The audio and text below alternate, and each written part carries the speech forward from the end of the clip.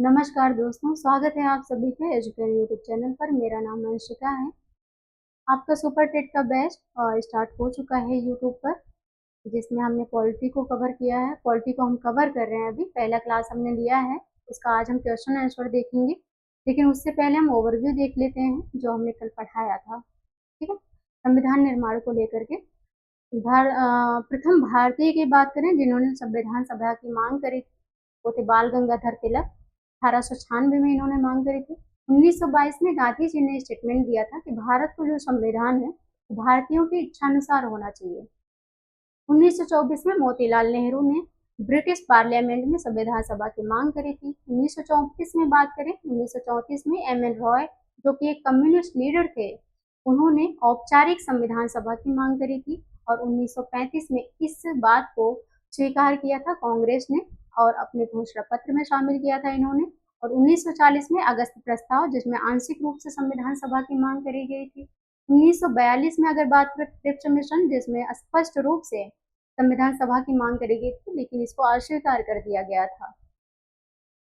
1946 की बात करें, जिसमें संविधान सभा का गठन हुआ था कैबिनेट मिशन की रिकमेंडेशन पर।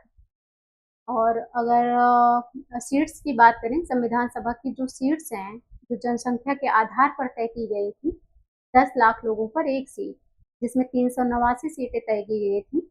जिसमें संविधान के भारत के विभाजन के बाद बात करें तो 299 सीटें बची थी।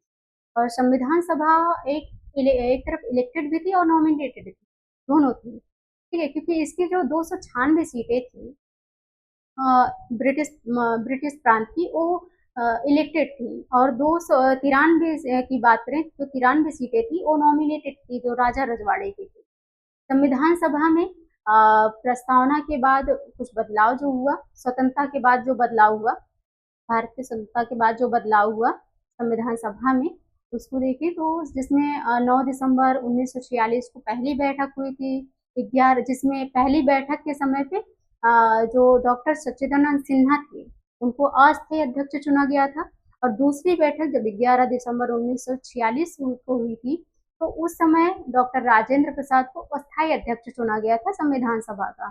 13 दिसंबर 1946 को अगर बात करें तो उस समय पंडित जवाहरलाल नेहरू ने उद्देश्य प्रस्ताव प्रस्तुत किया था, जिसको संविधान सभा ने एक्सेप्ट कर लिया था। आगे बात करें, संविधान का प्रथम जो मसौदा है वो डॉक्टर बी.आर. अम्बेडकर ने सर बी.एन. राव ने प्रस्तुत किया था। संविधान का प्रथम मसौदा सर बी.एन. राव ने प्रस्तुत किया था। उस पर विचार करने के लिए जो प्रारूप समिति बनी थी, उसके हेड थे डॉक्टर बी.आर. अम्बेडकर, जिसमें 7 सदस्य शामिल थे। संविधान जो है 26 नवंबर 1949 को अंगीकृत किया गया था, बनकर तैयार हुआ था। प्रश्न आता है ना, संविधान को कब अंगीकृत, अधिनियमित और आत्मार्पित किया गया था? तो 26 नवंबर 1949 को संविधान को अंगीकृत किया गया था, अधिनियमित किया गया था। और 26 जनवरी 1950 को हमारा संविधान लागू हुआ था। आइए आगे क्वेश्चन देखते हैं। ये हमारे साथ, तो आज का क्वेश्चन हम शुरू करते हैं। सिलेबस आपको हमने बताया था कल के क्लास में, जिसका हमने क्लास कंप्लीट किया था। कल का जो सेशन था हमारा, वो था भारतीय संविधान सभा संविधान निर्माण की प्रक्रिया और शोध पर, यानी भारतीय संविधान का निर्माण हमने कल के क्लास में कवर किया है।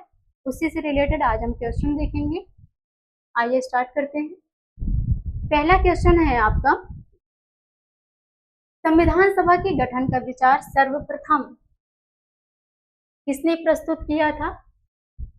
संविधान सभा के गठन का प्रस्ताव, संविधान सभा के गठन का विचार सर्वप्रथम किसने प्रस्तुत किया? तो एम.एन. रॉय ने प्रस्तुत किया था, जो एक कम्युनिस्ट लीडर थे। ये एम.एन. रॉय ने प्रस्तुत किया था। महात्मा गांधी ने विचार दिया था कि जो संविधान सभा है, जो संविधान है, वो भारत को जो संविधान है वो भारतीयों के द्वारा तैयार किया जाएगा, भारतीयों की इच्छानुसार तैयार किया जाएगा। पंडित जवाहरलाल नेहरू ने उद्देश्य प्रस्ताव ये लेकर आए थे, जिसको संविधान सभा ने स्वीकार किया था। Doctor B R. अम्बेडकर की बात करें तो ये तो ड्राफ्ट कमेटी के हेड थे, प्रारूप समिति के अध्यक्ष थे। आगे नेक्स्ट क्वेश्चन देखते हैं। सेकेंड क्वेश्चन है आपका, भारतीय राष्ट्रीय कांग्रेस ने संविधान सभा के गठन की मांग पहली बार कब की? भारतीय राष्ट्रीय कांग्रेस ने संविधान सभा के गठन की मांग कब की? तो 1935 में किया था।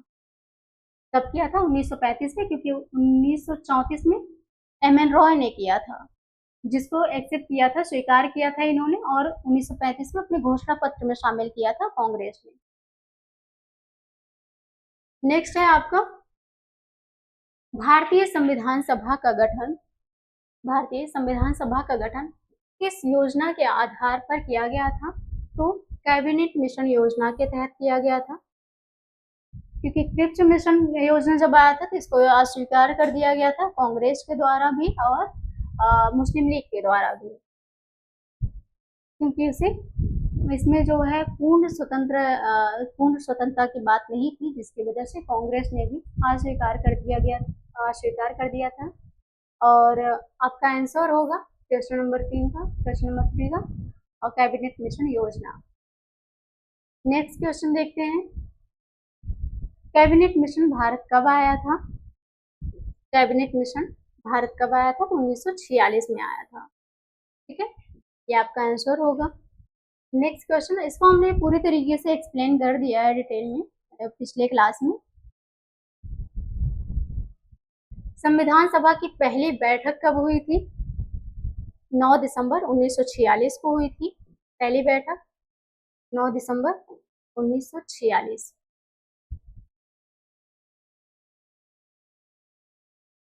9 दिसंबर 1946 को पहली बैठक हुई थी। सेकेंड मीटिंग आपकी जो है 11 दिसंबर 1946 को हुई थी। पहली बैठक में ध्यान रहे कि इसमें डॉक्टर सच्चिदानंद सिन्हा को अस्थायी अध्यक्ष चुना गया था।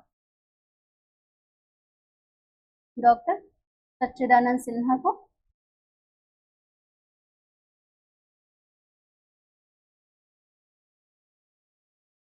अस्थायी अध्यक्ष चुना गया था। और अगर 11 दिसंबर 1946 की बात करें तो ये सेकेंड मीटिंग आपकी हुई थी, सेकेंड बैठक, दूसरी बैठक हुई थी। इसमें डॉक्टर राजेंद्र प्रसाद को अस्थायी अध्यक्ष चुना गया था। ठीक है, और 13 दिसंबर 1946 को उद्देश्य प्रस्ताव पारित किया था पंडित जवाहरलाल नेहरू ने, और 26 नवंबर 1949 को हमारा जो संविधान है वो अंगीकृत किया गया था।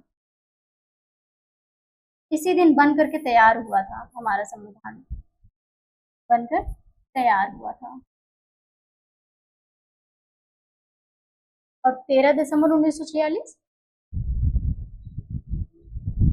इसी दिन उद्देश्य प्रस्ताव पारित किया गया था पंडित जवाहरलाल नेहरू ने, उद्देश्य प्रस्ताव में मेरे।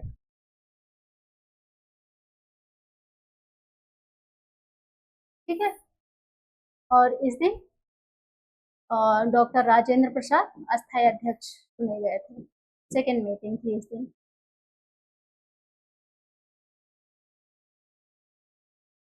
ठीक है, नेक्स्ट क्वेश्चन देखते हैं,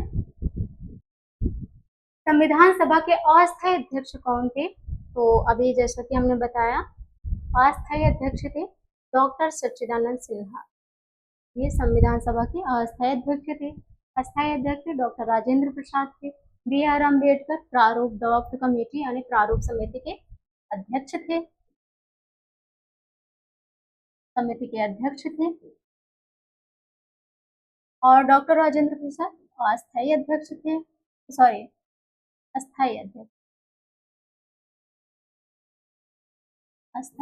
अध्यक्ष थे। H.C. मुखर्जी ये उपाध्यक्ष थे, ये संविधान सभा के उपाध्यक्ष थे। आगे देखते हैं, नेक्स्ट है आपका संविधान सभा के अस्थायी अध्यक्ष कौन चुने गए थे? तो अस्थायी अध्यक्ष डॉक्टर राजेंद्र प्रसाद चुने गए थे जब सेकेंड मीटिंग हुई थी, दूसरी बैठक हुई थी संविधान सभा। आगे देखते हैं, डॉक्टर राजेंद्र प्रसाद संविधान सभा के अस्थायी अध्यक्ष कब चुने गए थे? तो 11 दिसंबर 1946 को चुने गए थे।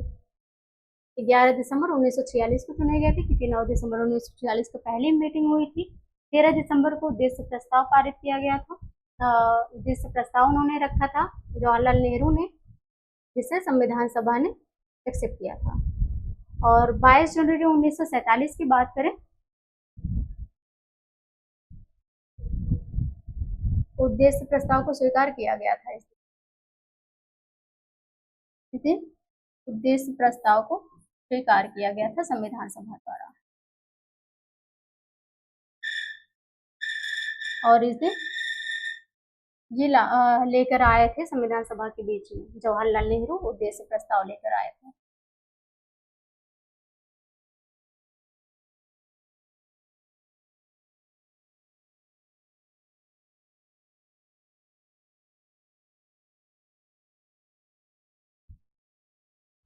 ठीक है, ये पहली बैठक हुई थी 9 दिसंबर 1946। नेक्स्ट है आपका संविधान सभा के संवैधानिक सलाहकार कौन थे? संवैधानिक सलाहकार बी.एन. राव थे। Sir BN. राव थे। और ये सब जो है ड्राफ्ट कमेटी के सदस्य थे, यानी प्रारूप समिति के सदस्य थे, जिसके अध्यक्ष कौन थे? प्रारूप समिति के सदस्य। ये तीनों जो है के.एम. मुंशी, अल्लादी कृष्ण स्वामी अय्यर और टी.टी. कृष्णमाचारी 7 सदस्य थे ना उसमें प्रारूप समिति के, जिसके अध्यक्ष थे डॉक्टर बी.आर. अम्बेडकर।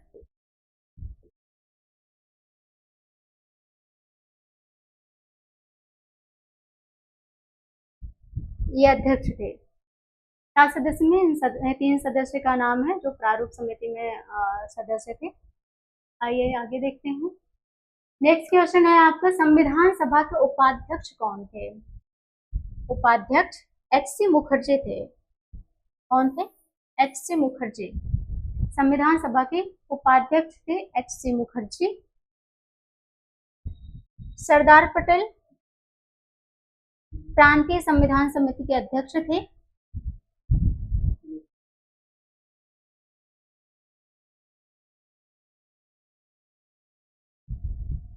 प्रांतीय संविधान के अध्यक्ष थे। और जवाहरलाल नेहरू की बात करें अगर,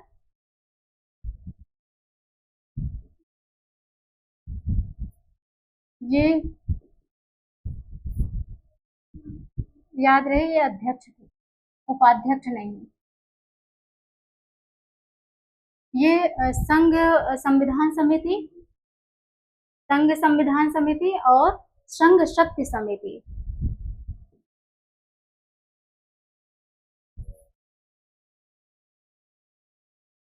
और शक्ति समिति,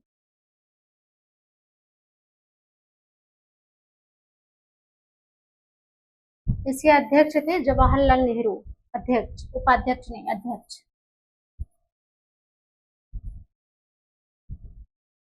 जवाहरलाल नेहरू। और जी.बी. मावलंकर की बात करें तो ये पहले लोकसभा के, आजाद भारत के पहले लोकसभा स्पीकर थे, अध्यक्ष थे लोकसभा।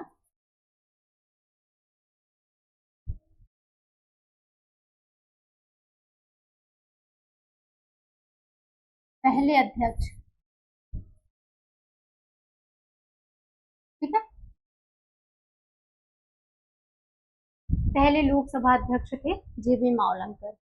आगे देखते हैं, संविधान सभा की प्रारंभिक सदस्य संख्या कितनी थी?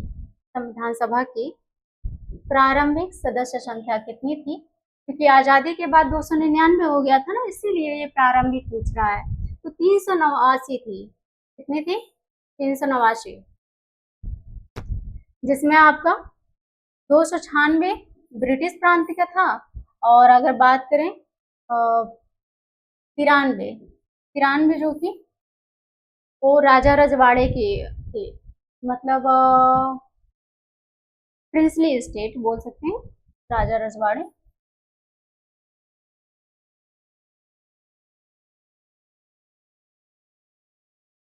राजा रजवाड़े की थी 200, जिसमें 296। और इसमें भी अगर 4 की बात करें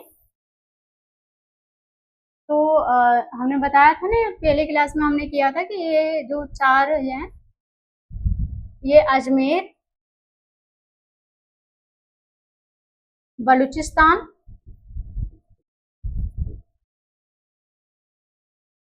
कुर्ग और दिल्ली, ये ब्रिटिश प्रांत की हैं और ये राजा रजवाड़े की हैं। ठीक है, तो इसमें 4 अगर बात करें, अजमेर, बलूचिस्तान और कुर्ग और दिल्ली से सीटें थी।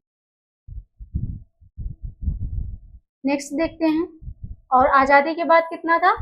आज़ादी के बाद हमारे देश में 299 सीटें रह गई थी, क्योंकि बाकी की जो सीटें हैं वो पाकिस्तान में चली गई थी। भारत के विभाजन के बाद संविधान सभा की सदस्य संख्या कितनी थी विभाजन के बाद? तो 299 थी, और विभाजन के पहले 389 थी। नेक्स्ट देखते हैं, तो आंसर आपका होगा 12 का सी, 299। विभाजन, भारत के विभाजन के बाद संविधान सभा में जो सीटें थी, सदस्य संख्या कितनी रह गई थी? वो 299 रह गई थी। नेक्स्ट है आपका, संविधान सभा में ब्रिटिश भारतीय प्रांतों, संविधान सभा में ब्रिटिश प्रांत के लिए कितनी सीटें निर्धारित की गई थी? तो 296, जिसमें 4 चीफ कमिश्नरी प्रांत,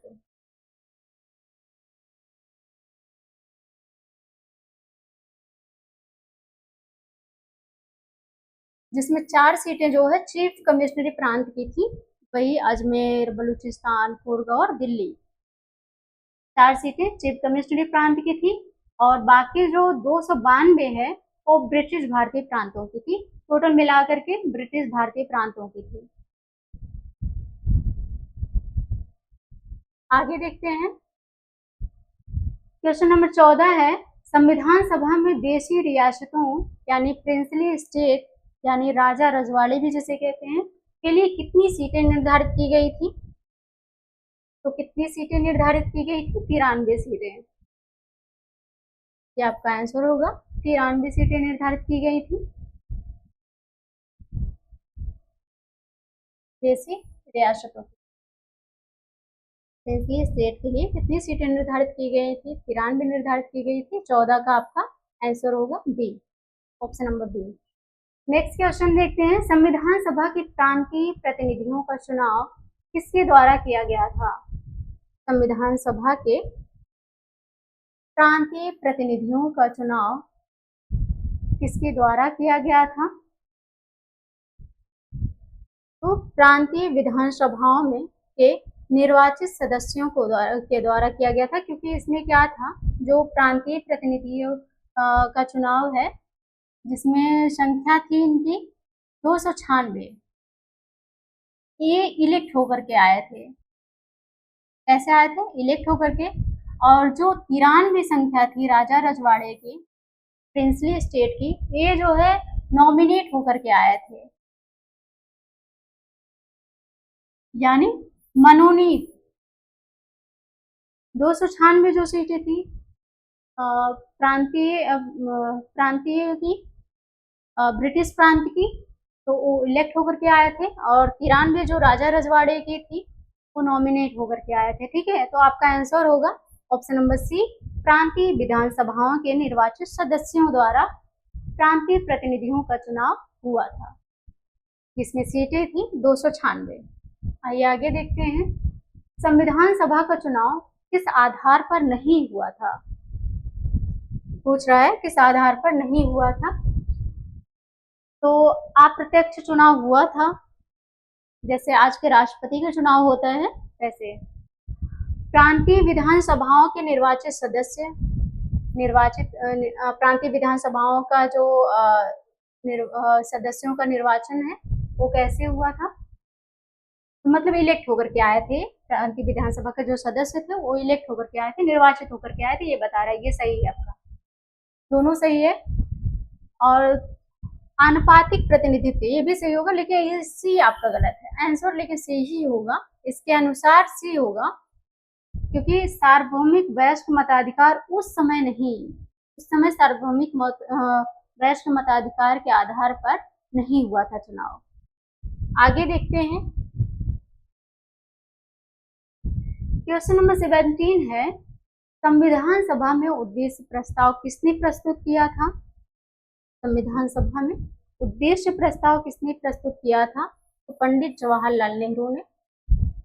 ये हमारे देश के फर्स्ट प्राइम मिनिस्टर बने थे, पंडित जवाहरलाल नेहरू ने प्रस्तुत किया था संविधान सभा में उद्देश्य प्रस्ताव, जिसे संविधान सभा द्वारा स्वीकार कर लिया गया था। आगे देखते हैं, उद्देश्य प्रस्ताव कब प्रस्तुत किया गया था? तो 13 दिसंबर 1946 को प्रस्तुत किया गया था, और 22 जनवरी 1947 को संविधान सभा ने इसे स्वीकार कर लिया था। संविधान सभा ने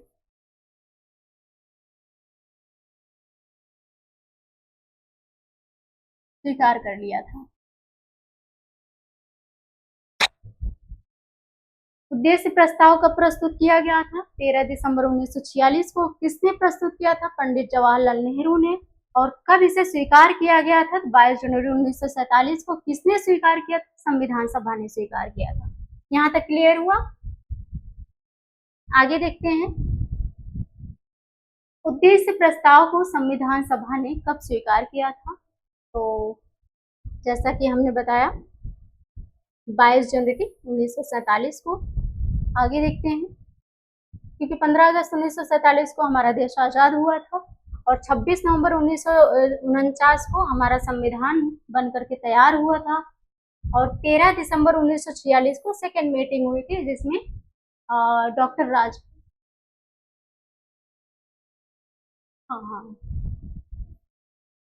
13 दिसंबर 1946 को ही तो उद्देश्य प्रस्ताव लेकर के आया गया था, जिसे 22 जनवरी 1947 को पारित किया गया था और संविधान सभा ने स्वीकार कर लिया था। आगे देखते हैं, उद्देश्य प्रस्ताव आगे चलकर किसका आधार बना? तो प्रस्तावना, उद्देश्य प्रस्ताव की तो आगे चलकर के प्रस्तावना का रूप लेता है,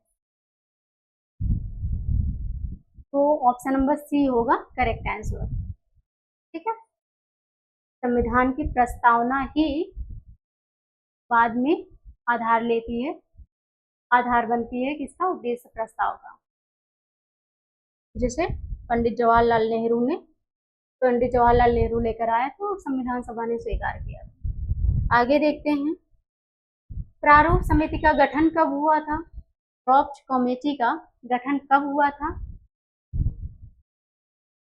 29 अगस्त 1947 को। 29 अगस्त 1947 को ड्राफ्ट कमेटी का गठन हुआ था, जिसके हेड कौन थे?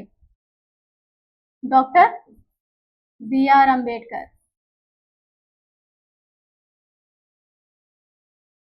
जिसके हेड थे डॉक्टर बी.आर. अम्बेडकर। इसमें 7 सदस्य थे। ड्राफ्ट कमेटी में कितने सदस्य थे? 7 सदस्य थे। सदस्यों की संख्या 7 थी, और इसका गठन हुआ था 29 अगस्त 1947 को, और इसके हेड थे डॉक्टर बी.आर. अम्बेडकर। नेक्स्ट देखते हैं हम, क्वेश्चन नंबर 22 है, प्रारूप समिति के अध्यक्ष कौन थे? अभी हमने बताया डॉक्टर बी.आर. अम्बेडकर थे प्रारूप समिति के अध्यक्ष।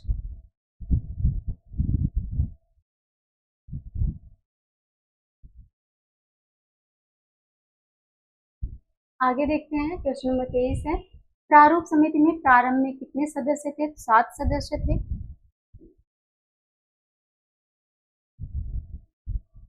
नेक्स्ट क्वेश्चन है आपका 24, क्वेश्चन नंबर 24 है, निम्न में से कौन प्रारूप समिति का सदस्य था?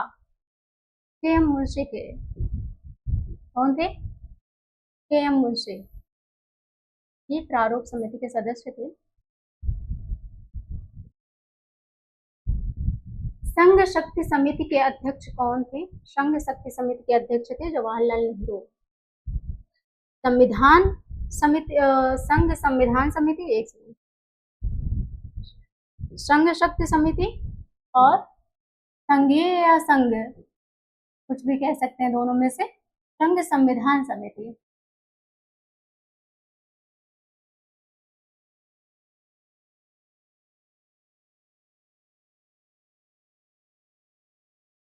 इन दोनों के अध्यक्ष थे कौन? पंडित जवाहरलाल नेहरू। ये आपका option number B correct answer होगा। नेक्स्ट क्वेश्चन देखते हैं, क्योंकि doctor B R Ambedkar draft committee के अध्यक्ष थे। 26 क्वेश्चन है आपका, 26 नंबर का क्वेश्चन है आपका, संघ संविधान समिति के अध्यक्ष कौन थे? तो अभी हमने बताया पंडित जवाहरलाल नेहरू थे। नेक्स्ट क्वेश्चन देखते हैं, प्रांतीय संविधान समिति के अध्यक्ष कौन थे? प्रांतीय संविधान समिति के अध्यक्ष कौन थे?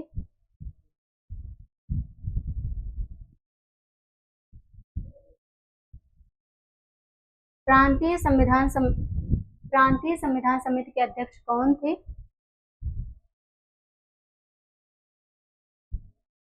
सरदार वल्लभ भाई पटेल। ये आपका आंसर होगा। सरदार वल्लभ भाई पटेल प्रांतीय संविधान समिति के अध्यक्ष थे। और डॉक्टर अंबेडकर ड्राफ्ट कमेटी के हेड थे। डॉक्टर राजेंद्र प्रसाद,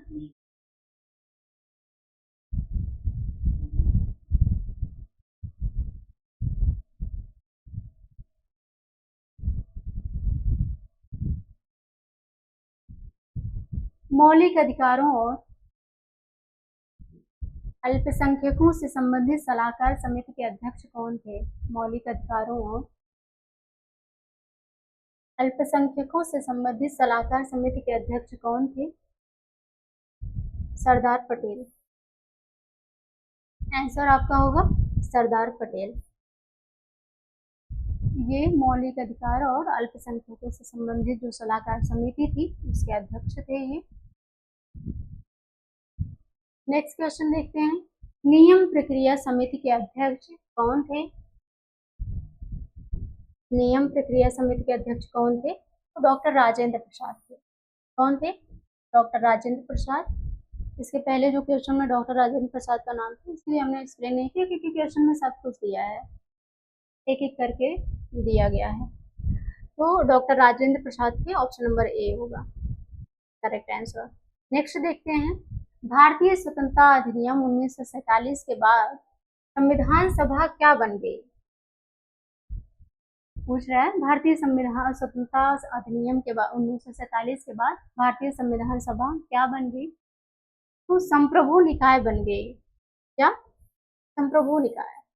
संविधान सभा संप्रभु निकाय बन गई तब स्वतंत्रता अधिनियम 1947 के बाद, यानी भारत आजाद होने के बाद।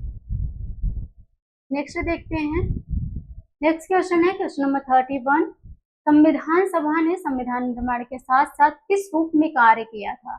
इसने विधायिका के रूप में भी कार्य किया था। हमने पिछले क्लास में बताया था कि जो संविधान सभा है संविधान बनाने के साथ साथ संविधान कानून बनाने का भी कार्य करती है पार्लियामेंट में, तो विधायिका का भी काम करती है ये, विधायिका का भी काम करती है संविधान सभा। संविधान निर्माण का कार्य तो करती ही है, तो साथ साथ विधायिका का काम भी करती है, विधि बनाने का काम भी करती है, कानून निर्माण का काम भी करती है। आगे देखते हैं, संविधान सभा जब विधायिका के रूप में कार्य करती थी तब उसके अध्यक्ष कौन थे? अब अध्यक्ष पूछ रहा है, एक तो संविधान सभा जब संविधान बनाने का काम कर रही थी तब उसके अध्यक्ष थे डॉक्टर राजेंद्र प्रसाद, स्थायी अध्यक्ष। लेकिन जब संविधान सभा जो है विधायिका यानी कानून बनाने का काम कर रही है पार्लियामेंट में, तब उसके अध्यक्ष कौन थे ये पूछ रहा है। तो जेबी मावलंकर थे। कौन थे? जेबी मावलंकर। और ये संविधान सभा जब संविधान बनाने का काम कर रही थी तब अध्यक्ष थे डॉक्टर राजेंद्र प्रसाद। ठीक है, तो जेबी मावलंकर अध्यक्ष थे तब जब संविधान सभा विधायिका का काम कर रही थी।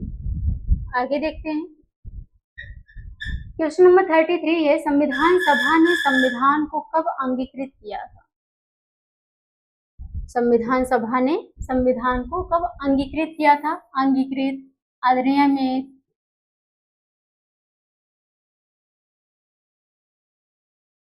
अधिनियमित और आत्मार्पित, ये तीनों शब्द अगर आ जाएं तो भी आप एक ही आंसर दीजिएगा। अधिनियमित, आत्मार्पित और अंगीकृत। 26 नवंबर 1949, 26 नवंबर 1949 को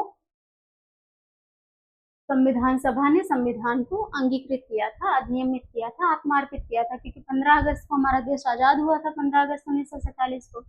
24 जनवरी को 1950 को जहां तक मुझे याद आ रहा है, प्रस्तावना, उद्देश्य प्रस्ताव को स्वीकार किया गया था।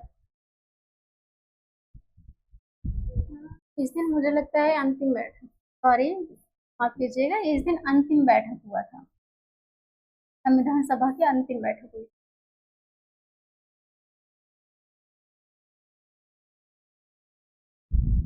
चौबीस जनवरी 1950 को अंतिम बैठक हुआ था और 26 जनवरी 1950 के बाद फिर इस दिन हमारा संविधान लागू हुआ था पूरे देश में। ठीक है, तो आपका आंसर कौन होगा? ऑप्शन नंबर बी, 26 नवंबर 1949। नेक्स्ट क्वेश्चन है आपका क्वेश्चन नंबर 34,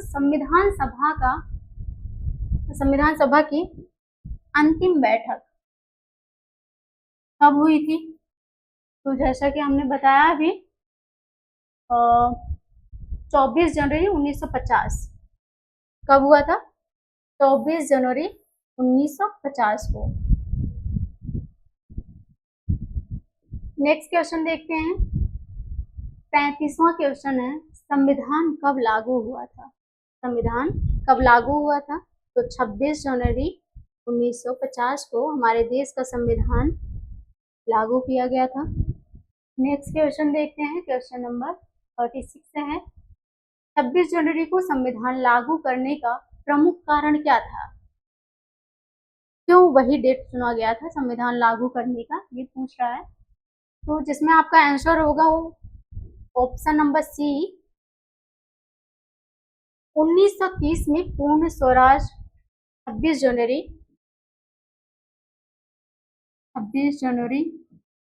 1930, इस दिन पूर्ण स्वराज दिवस मनाया गया था। इसकी वजह से पंडित जवाहरलाल नेहरू ने सोचा कि पंडित जवाहरलाल नेहरू जी का कहना था कि इस दिन 26 जनवरी 1930 को हम कभी भूले ना, इसकी वजह से 26 जनवरी 1950 के दिन ही संविधान को लागू किया गया था। क्योंकि देखा जाए तो 26 नवंबर 1949 को हमारा संविधान बन करके तैयार हो गया था, लेकिन उस दिन को भी हम ना भूले, इसलिए उस दिन हम मनाते हैं संविधान दिवस। 26 नवंबर 1949 को हम संविधान दिवस मनाते हैं और 26 जनवरी 1950 को जब हमारा संविधान लागू किया गया था, वो किस बेस पे किया गया था? क्योंकि 26 जनवरी 1930 को 30 में पूर्ण स्वराज दिवस मनाया गया था। इस दिन को याद करने के लिए ही यही डेट चुना गया। ठीक है, नेक्स्ट क्वेश्चन देखते हैं। नेक्स्ट है आपका क्वेश्चन नंबर 37, मूल संविधान में कितने अनुच्छेद थे? जब हमारा संविधान बनकर के तैयार हुआ था तो उस समय कितने अनुच्छेद थे, कितने आर्टिकल्स थे? तो 395 आर्टिकल्स थे। कितने थे? 395 आर्टिकल्स थे। अभी 470 के आसपास पहुंच गया है, 470 आर्टिकल कहीं कहीं देखने को मिलता है, 470, कहीं कहीं 448 भी देखने को मिलता है। ठीक है, तो ऑप्शन आपका होगा, आंसर आपका होगा ऑप्शन नंबर बी, 395 आर्टिकल थे मूल संविधान में। नेक्स्ट क्वेश्चन देखते हैं। नेक्स्ट है क्वेश्चन नंबर 38, मूल संविधान में कितने भाग थे? जब हमारा संविधान बना था उस समय कितने भाग थे?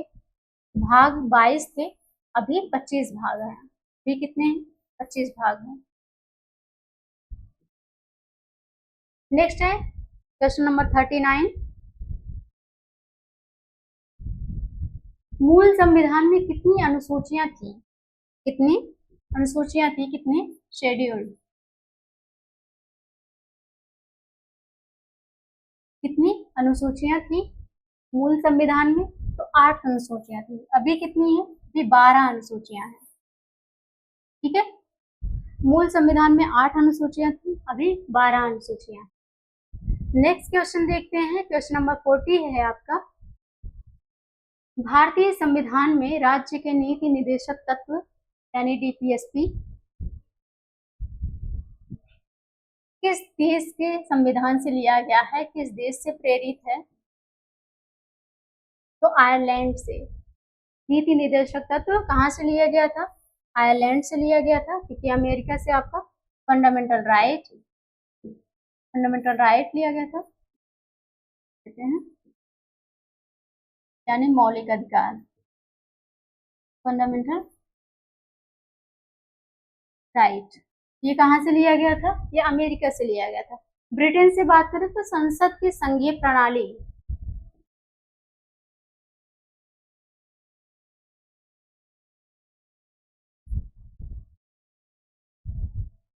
और कनाडा से बात करें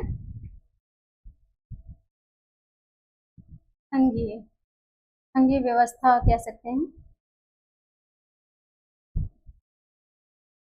संसद की कार्यप्रणाली ये ब्रिटेन से लिया गया था संसद को लेकर के, और कनाडा को लेकर बोलें तो संघीय व्यवस्था या संघीय प्रणाली। नेक्स्ट देखते हैं, आपका आंसर होगा option number C correct answer. Next question है आपका क्वेश्चन नंबर 41। भारतीय संविधान में मौलिक अधिकारों की प्रेरणा किस देश से ली गई थी? मौलिक अधिकार किस देश से लिए गए थे? तो अमेरिका से लिए गए थे। आयरलैंड से हमने बताया कि डीपीएसपी लिया गया था। नेक्स्ट है आपका क्वेश्चन नंबर 42। भारतीय संविधान में संसदीय शासन प्रणाली किस देश से ली गई थी? संसदीय शासन प्रणाली ब्रिटेन से लिया गया था। नेक्स्ट क्वेश्चन है ऑप्शन नंबर बी आपका करेक्ट आंसर होगा। नेक्स्ट है आपका क्वेश्चन नंबर 43। भारतीय संविधान में मौलिक कर्तव्यों की प्रेरणा किस देश से ली गई थी? तो सोवियत संघ यानी यूएसएसआर, जिसे रसिया कहते हैं,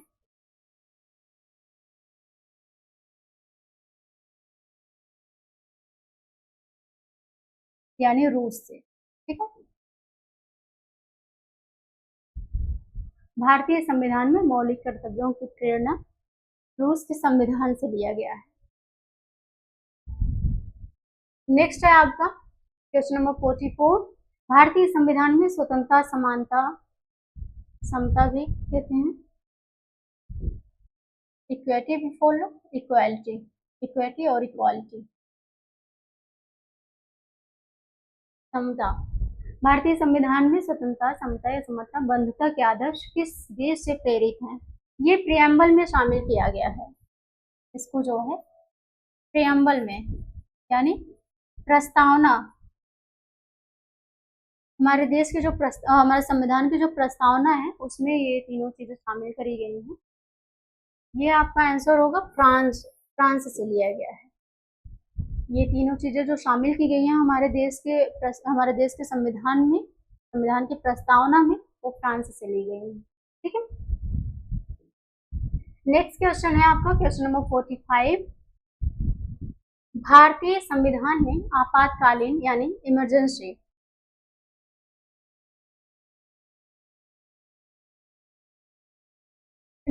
के प्रावधान किस देश से लिए गए हैं? हमने बताया था इमरजेंसी को लेकर के, इमरजेंसी के इसका आंसर पहले बता देते हैं। ऑप्शन नंबर बी होगा आपका जर्मनी के वाइमर संविधान से। जर्मनी के संविधान का नाम है वाइमर। जैसे हमारे देश के संविधान का नाम है भारत का संविधान, वैसे ही जर्मनी के संविधान का नाम है वाइमर संविधान। वहां से लिया गया था आपातकालीन, जिसमें 3 तरह के आपातकालीन होते हैं, इमरजेंसी होती है आपकी। एक बार थोड़ा एक्सप्लेन कर देते हैं। जिसमें नेशनल इमरजेंसी आपका है, नेशनल इमरजेंसी जो कि आर्टिकल 352 में है आपका। स्टेट इमरजेंसी, इसको प्रेसिडेंट रूल भी कहते हैं, जो कि आर्टिकल 356 में शामिल है। और अगर बात करें फाइनेंशियल इमरजेंसी, वित्तीय आपातकाल,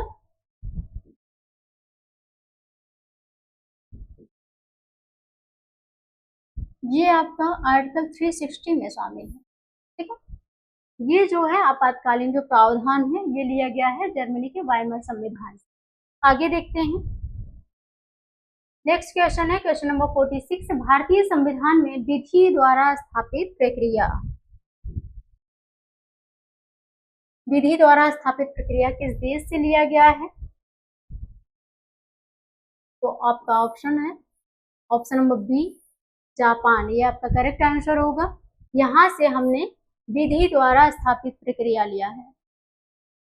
नेक्स्ट क्वेश्चन देखते हैं, नेक्स्ट है क्वेश्चन नंबर 47, भारतीय संविधान में समवर्ती सूची कंकरेंट लिस्ट की प्रेरणा किस देश से ली गई है? समवर्ती सूची की प्रेरणा किस देश से ली गई है? तो ऑस्ट्रेलिया के संविधान से लिया गया है।